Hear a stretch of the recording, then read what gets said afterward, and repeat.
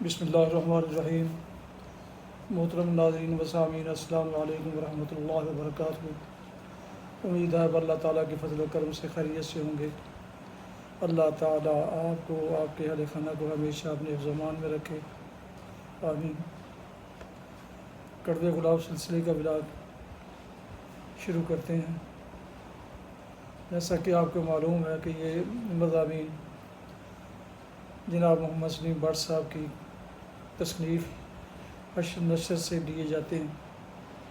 آج کا ولاگ بھی یعنی مضمون بھی انہی کی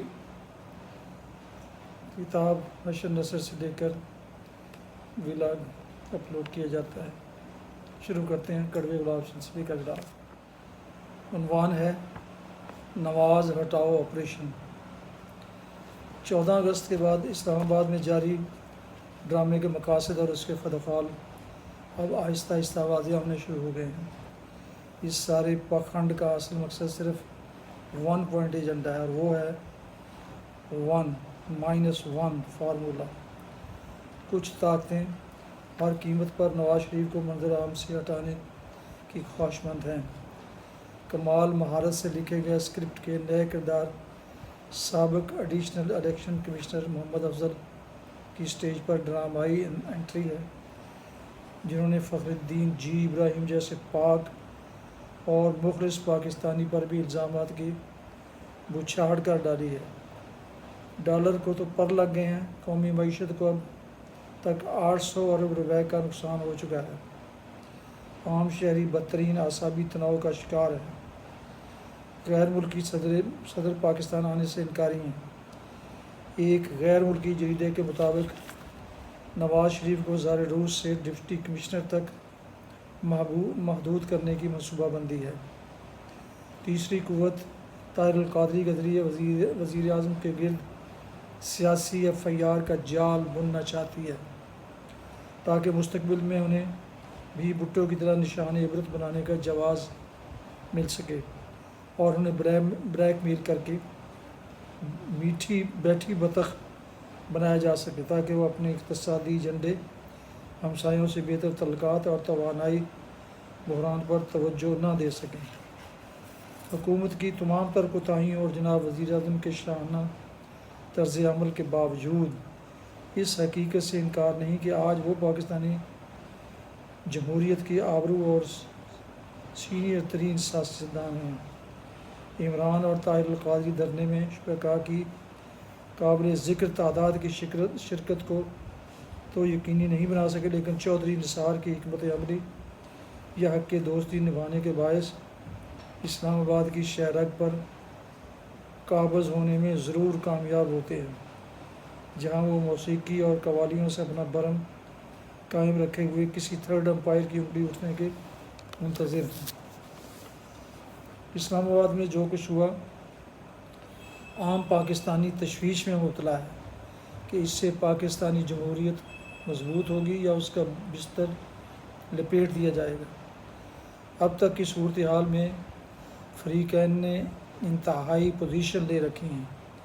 عمران خان اور طاہر القادری کا موقف شاید درست ہو، لیکن ان کا طرز عمل اور ٹائمنگ انتہائی ناقص ہے۔ گفتگو کا انداز نازیبا ہے، منہ سے کف بہتا ہوا اور گریباں چاک چاک۔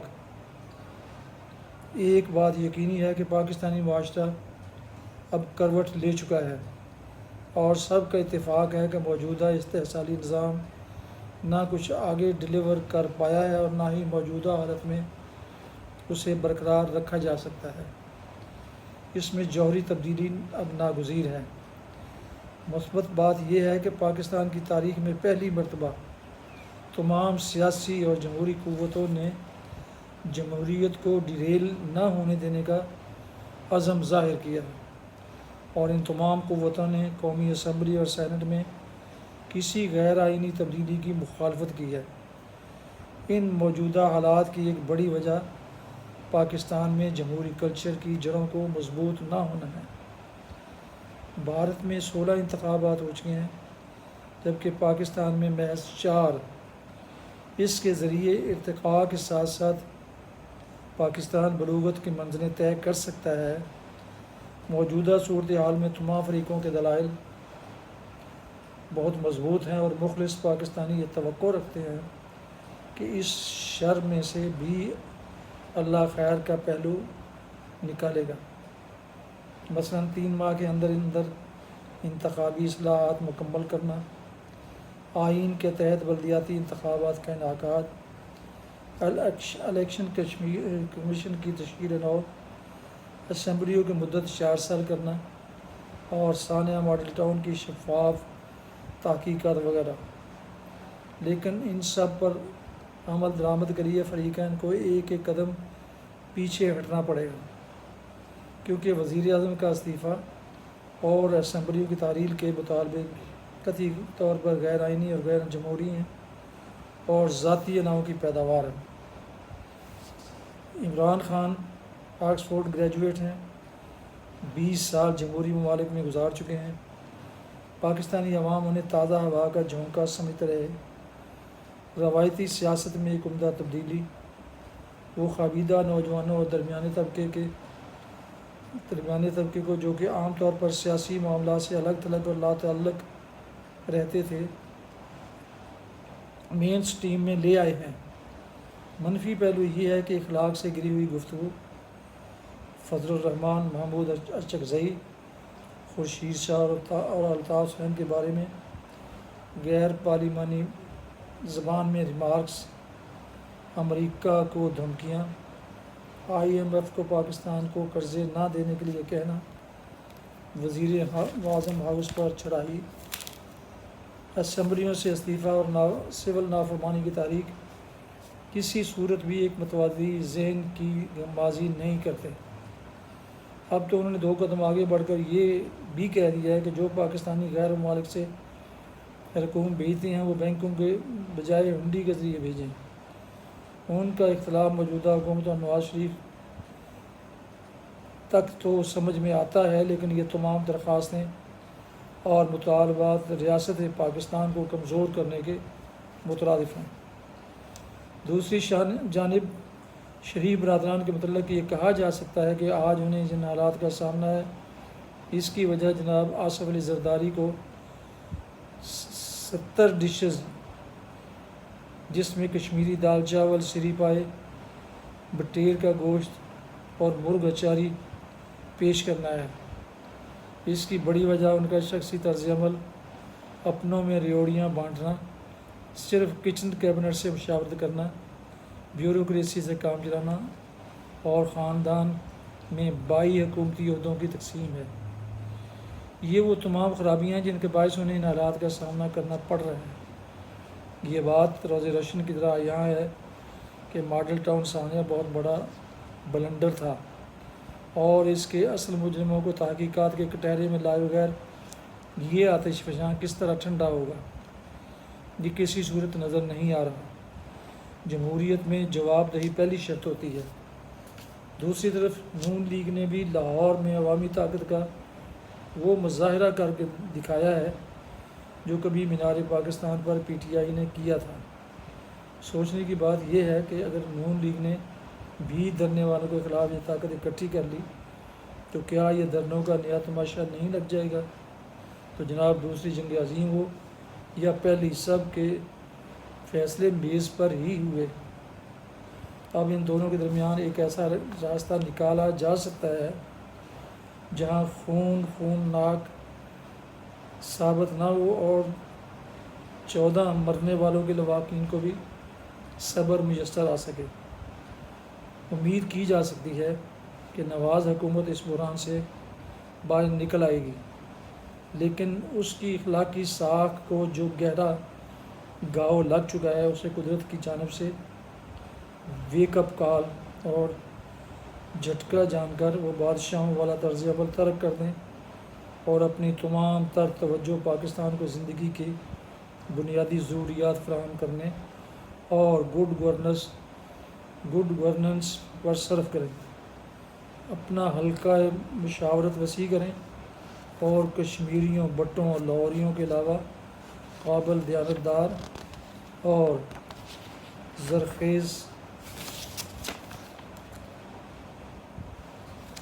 پاکستانی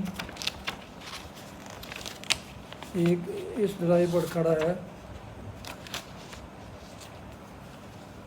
زرخیز ذہنوں کو بھی اور کشمیریوں، بٹوں اور لاہوریوں کے علاوہ قابل دیانتدار اور زرخیز ذہنوں کو بھی حکومتی ذمہ داریوں کا اہل جانیں۔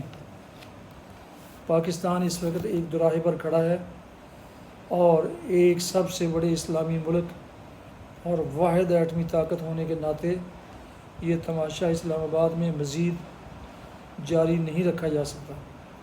اس کو جلد از جلد اپنے منطقی انجام کو پہنچنا چاہیے، اور ہر پاکستانی کی طرح ہماری بھی دعا یہی ہے کہ یہ اختتام پرامن ہو اور اس شر میں سے اللہ پاکستان اور پاکستانی عوام کے لیے خیر کا پہلو برآمد کرے۔ تو ناظرین سامعین محترم، یہ تھا آج کا کڑوے گلاب سلسلے کا ولاگ، جس کا عنوان تھا نواز ہٹاؤ آپریشن۔ جیسا کہ پہلے عرض کیا جا چکا ہے کہ یہ مضمون جناب محمد سلیم بٹ صاحب کی تصنیف حشر نشر سے لیا گیا ہے، اور ایسے ہی دلچسپ اور معلوماتی مضامین ولاگ کی صورت میں اسی چینل پر، جس کا نام ہے بی اے رشیدی، میں پیش کیے جاتے ہیں۔ جن دوستوں نے ابھی تک اس چینل کو یعنی یوٹیوب چینل بی اے رشیدی کو ابھی تک سبسکرائب نہیں کیا، ان سے گزارش ہے کہ وہ سبسکرائب کر لیں اور ساتھ میں لگی بیل آئیکن کو ضرور کلک کر لیں، تاکہ آئندہ آنے والے نوٹیفیکیشن ان کو باقاعدہ اور بر وقت ملتے رہیں۔ مناسب سمجھے تو دوستوں سے بھی یہ شیئر کر لیں، تاکہ وہ بھی ایسی دلچسپ اور معلوماتی انفارمیشن ان تک پہنچتی رہے۔ اللہ تعالیٰ آپ کا حامی و ناصر ہو۔ اللہ تعالیٰ آپ کو، آپ کے بچوں کو، آپ کے اہل خانہ کو اپنی حفظ و امان میں رکھے، آمین۔ دعاؤں میں دوستوں کو اور مجھے بھی ضرور یاد رکھیے گا۔ السلام علیکم ورحمۃ اللہ وبرکاتہ۔ پاکستان زندہ باد۔